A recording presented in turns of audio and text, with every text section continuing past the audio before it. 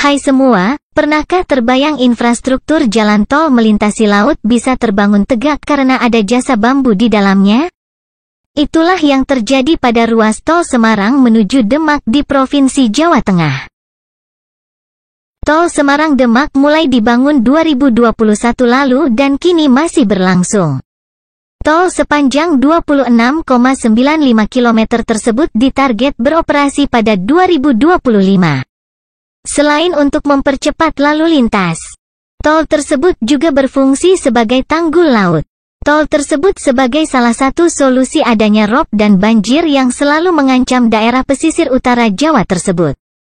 Menteri Basuki berpesan agar pembangunan tol Semarang-Demak tetap memperhatikan aspek konstruksi, aspek waktu, dan aspek keuangan. Ini technical caleg, jadi harus benar-benar diperhatikan, kata Menteri PUPR Basuki Hadimuljono. Kehadiran tol Semarang-Demak diharapkan dapat semakin melengkapi konektivitas jaringan jalan di wilayah Jawa Tengah bagian utara. Sekaligus menjadi penghubung kawasan strategis seperti pelabuhan, bandara, kawasan industri, dan kawasan pariwisata religi khususnya di wilayah Demak. Berikut fakta pembangunan tol Semarang-Demak.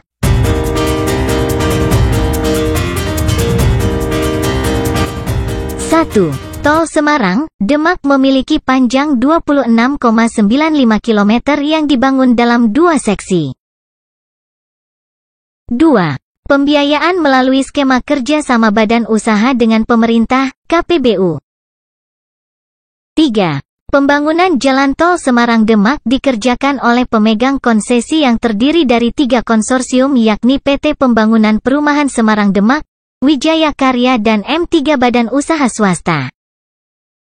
4. Seksi 1 untuk ruas Semarang-Kaligawe Sayung sepanjang 10,64 km menjadi porsi pemerintah, APBN, dengan kebutuhan biaya 10 triliun rupiah.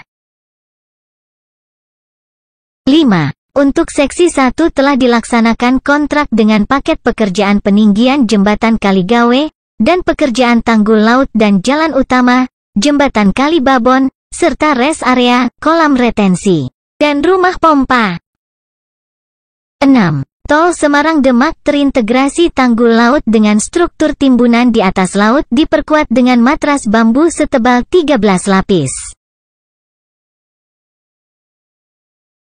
Dibutuhkan sedikitnya 10 juta batang bambu untuk menciptakan daratan baru untuk jalan tol sekaligus tanggul laut. Ini jauh lebih hemat dibandingkan harus menguruknya. Selain butuh ratusan juta kubik tanah dan jutaan kali truk ulang-alik mengangkutnya serta rawan amblas, tentu saja dari segi biaya bisa lebih ditekan. Sebelum diterapkan pada proyek jalan tol Semarang-Sayung, bambu lebih dulu diuji di Balai Bahan dan Struktur Bangunan Gedung, Direktorat Bina Teknik Permukiman dan Perumahan. Pengujian untuk mengukur kelayakan bahan bambu sebagai konstruksi, tujuannya untuk mengetahui perilaku dari bambu yang dirangkai menjadi kesatuan sebagai matras. Termasuk jika mengalami gaya tarik dalam arah horizontal serta gaya tekan pada arah tegak lurus.